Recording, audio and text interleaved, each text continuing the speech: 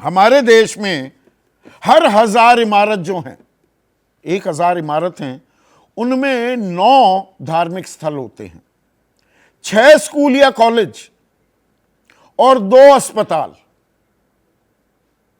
इससे थोड़ी हमें अपनी सामाजिक संरचना का भी अंदाजा हो जाता है, भक्ति का पुट कितना है देश में।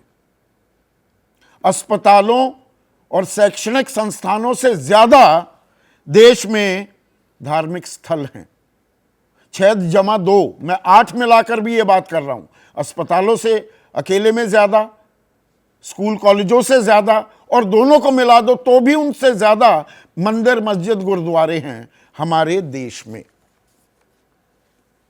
तो राजकुमार भाटी, ये भक्ति किसे दिलाएगी राजनीतिक शक्ति? खेल भक्ति का भी हो गया है। ये बात अलग है कि आस्था निजी चीज होती है। नहीं, आपने जो पूरा विश्लेषण रखा उसके 2 नतीजे निकलते हैं कि एक तो ये कि राजनीति को धर्म के पाले में लाया जा रहा है और अन्य मुद्दों से हटा के केवल धर्म के ऊपर राजनीति हो, आस्था के ऊपर राजनीति हो, और दूसरे राजनीति और धर्म एक हो गए हैं। तो मैं, संदीप जी, आप बहुत विद्वान पत्रकार हैं, जब राज्य सत्ता का आविर्भाव हुआ, जहाँ से राज्य प्रारंभ हुआ, उस समय राज्य और ईश्वर एक ही थे, राज्य और धर्म एक ही थे।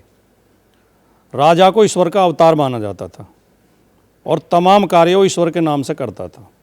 जैसे जैसे बौद्धिकता विकसित हुई, जैसे जैसे लोगों के दिमाग विकसित हुए और समाज विकसित हुआ, वैसे वैसे जो प्रगतिशील देश हैं, जो विकसित देश हैं और जिन्होंने तरक्की की है, उन सब ने ये तय करते गए वो धीरे धीरे कि राजनीति और धर्म अलग अलग होंगे। धर्म अलग विषय होगा, धार्मिक लोग धर्म का काम करें, पूजा पाठ कराएं, मंदिर मस्जिद गुरुद्वारे देखें, और राजनीतिक लोग राजनीति करें। राजनीति और धर्म का घालमेल उचित नहीं है। और ये भी तथ्य है, आप पूरे विश्व पर नज़र दौड़ा कर देखें कि जिन जिन देशों ने सफलतापूर्वक ये कार्य संपन्न किया, राजनीति को धर्म से अलग किया, उनमें बहुत तेज़ी से विकास हुआ है। और जो धर्म और राजनीति, आज भी कई देश ऐसे हैं जो धार्मिक देश हैं। हमारा पड़ोसी पाकिस्तान है, ईरान, इराक हैं, सीरिया है, हमारा नेपाल भी बहुत थोड़े समय पहले तक धार्मिक देश था। तो जो जो धर्म के आधार पर चले उनका विकास नहीं हुआ। वहाँ की जनता आज भी दुखी है, वहाँ समस्याएं आज भी विकराल हैं, वहाँ भुखमरी आज भी है, बेरोजगारी आज भी है, समस्याएं आज पर भी इस भक्ति के इजहार में, प्रदर्शन में आप लोग भी तो शामिल हो गए। कोई शिव आराधना करना चाह रहा है राहुल गांधी, कोई कालीघाट मंदिर में ममता बनर्जी जा रही हैं, कोई सुंदरकांड पाठ करवा रहा है। तो बीजेपी अपने पिच पर खींच लाई। वो बीजेपी का काम, बीजेपी की अपनी रणनीति। आपकी रणनीति क्या है? नहीं, देखिए, ये भी आप बात ठीक कह रहे हैं, और आपने खुद कहा थोड़ी देर पहले कि धार्मिक आस्था निजी होती है। हाँ, तो धार्मिक आस्था तो हर व्यक्ति के अंदर होती है, नास्तिकों के अंदर भी थोड़ी बहुत होती है। तो वो एक अलग विषय है। पूजा पाठ करना कोई ऐसा नहीं है कि आज 2014 के बाद लोगों ने पूजा पाठ करना शुरू किया।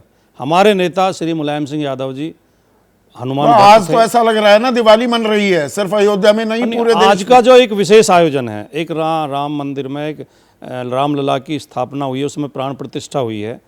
तो उन जो राम भक्त हैं और जो जिनकी आस्था इसके प्रति है, उन सबको बधाई, शुभकामनाएं।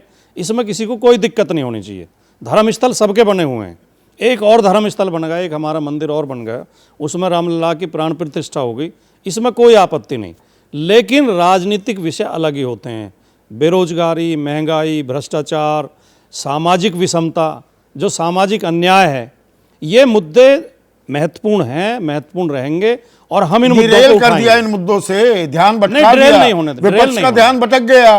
विपक्ष भी तो वही वो कि आप राम भक्त हैं, हम शिव भक्त हैं, या मैं काली भक्त हूं, मैं हनुमान भक्त हूं। खेल तो ये हो गया ना, वो मैंने एक दिन कार्यक्रम किया था, हे राम हर दल के अपने भगवान। डिरेल नहीं होने देंगे। भारतीय जनता पार्टी की पूरी कोशिश होगी कि डिरेल हो और केवल राम मंदिर पे नहीं होने देंगे, या हो गए हैं डिरेल? ना, नहीं होंगे। आज प्राण प्रतिष्ठा हो गई, समारोह हो गया, बहुत बड़ा समारोह हो गया, विशाल समारोह हो गया। अब रामलला के ललाओं पे ध्यान देना पड़ेगा माननीय मोदी जी को। आज तक रामलला पे उनका ध्यान था, रामलला की प्राण प्रतिष्ठा होगी। अब जो रामलला के लला हैं, जो राम के ही बच्चे हैं, जिन्हें राम ने ही पैदा किया, जो राम के ही भक्त हैं। अभी तो श्री राम जन्मभूमि दर्शन कार्यक्रम वो चलाएंगे, अगले 60 दिन 30 लाख लोगों को लेकर जाएंगे। वो तो हमारे देश में चौधरी साहब हमेशा चलता रहता है। लोग गंगा स्नान करने भी जाते हैं, मंदिरों के दर्शन करने भी जाते हैं, सरकारें भी सुविधाएं देती हैं, गाड़ियां चलाती हैं, बसें ट्रेन चलाती हैं। वो तो एक धार्मिकता देश में है, आस्था देश में है, और ये देश तो त्योहारों का देश है, उत्सव का देश है। यहाँ हर छोटे मोटे इवेंट को उत्सव बना देते हैं हमारे, ये भारत की एक विशेषता भी है। 2 महीने तक चलेगा ये उत्सव, तो चुनाव तक। वो तो हो सकता है आगे तक भी चलाएं, लेकिन चुनाव में इसी मुद्दे पर चुनाव को केंद्रित हम नहीं होने देंगे, जो जनता की असली समस्याएं हैं। अब आप एनसीआरबी के आंकड़े अभी आए, उत्तर प्रदेश के हालात आपने देखी। उत्तर प्रदेश में 2022 में 10 हत्याएं और 11 बलात्कार रोजाना हुए हैं, डेली 10 हत्याएं और 11 बलात्कार, 40 महिलाओं का अपहरण रोजाना हुआ है। इतने अपहरण हुए, रिकॉर्ड है अब तक का। 4,01,000 से 2017 के आंकड़े बता दीजिए। 2000 उस समय 5 के करीब था, उस समय 2,35,000 क्राइम था पूरे साल का। 2022 में 4,01,787 क्राइम दर्ज हुआ है। और जबकि उत्तर प्रदेश में अखबार किसी भी दिन का आप उठा के देख लें, ऐसी खबर जरूर मिल जाएगी कि फला जगह लड़की के साथ छेड़छाड़ हुई, रिपोर्ट दर्ज कराने गई, रिपोर्ट दर्ज नहीं हुई, कहीं धरने पे बैठ तो अब कह रही है राम राज्य आएगा। जैसे ही घड़ी का काटा दोपहर 2:30 पे आए, बबीता जी का दिल सास बहू साजिश के लिए मचल जाए। और ये है इनकी बहू, पूरे दिन ऑफिस की टेंशन हो जाए गॉन जब ये करें अपना फेवरेट शो फ्री टाइम पे ऑन। इनकी तरह आप भी देखिए अपना फेवरेट शो अपने टाइम पर और डाउनलोड कीजिए एबीपी लाइव ऐप अपने स्मार्ट टीवी पर।